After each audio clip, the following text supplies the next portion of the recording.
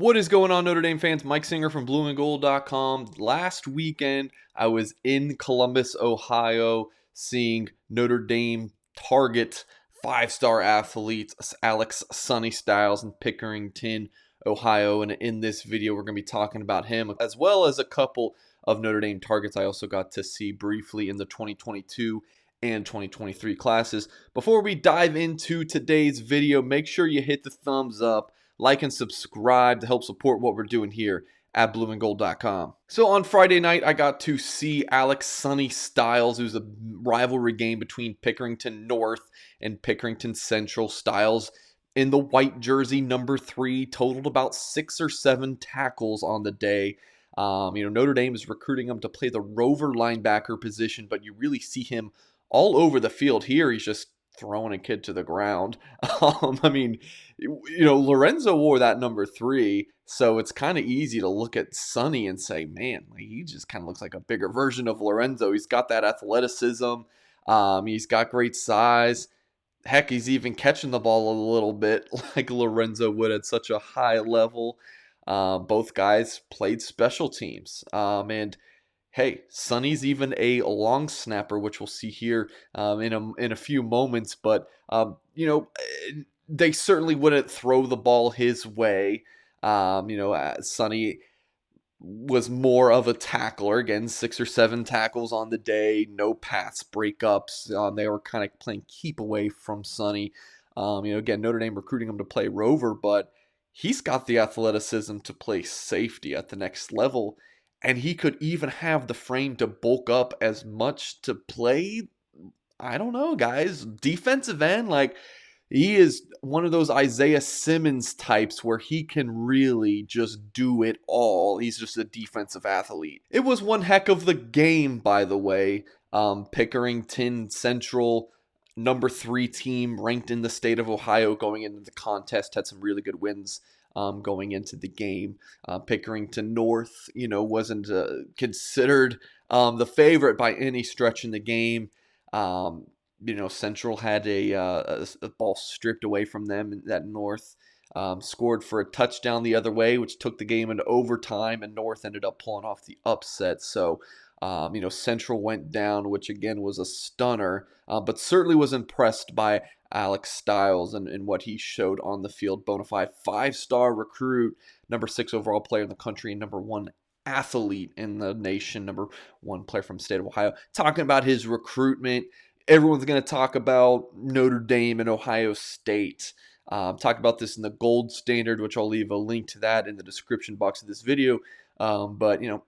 Schools like Alabama, Florida, North Carolina have done a really good job recruiting Styles. But personally, still think it's going to be Notre Dame or Ohio State. And I've reported at blueandgold.com that he'll be taking 2 visits to South Bend this fall. He was just at Ohio State this past weekend to see the Buckeyes fall against Oregon. I'm sure he'll be back, in his own backyard to see Ohio State play again. So definitely keep an eye on Alex Styles moving forward. Notre Dame's going to continue to battle for him. Of course, his older brother Lorenzo is playing for Notre Dame right now and had about 7 snaps in the Irish's win against Toledo. His father, Lorenzo Styles Sr., played at Ohio State. That's why everyone thinks it's a Notre Dame-Ohio State battle. But again, guys, Alabama, Florida, North Carolina, schools like that have been doing a good job with him. Right when I got off the plane in Columbus, grabbed my rental car and drove straight over to Huber Heights, Ohio, Wayne High School. A couple of big-time Notre Dame targets at this school, including 6'6", 265-pound, 4-star offensive tackle Amir Wagner.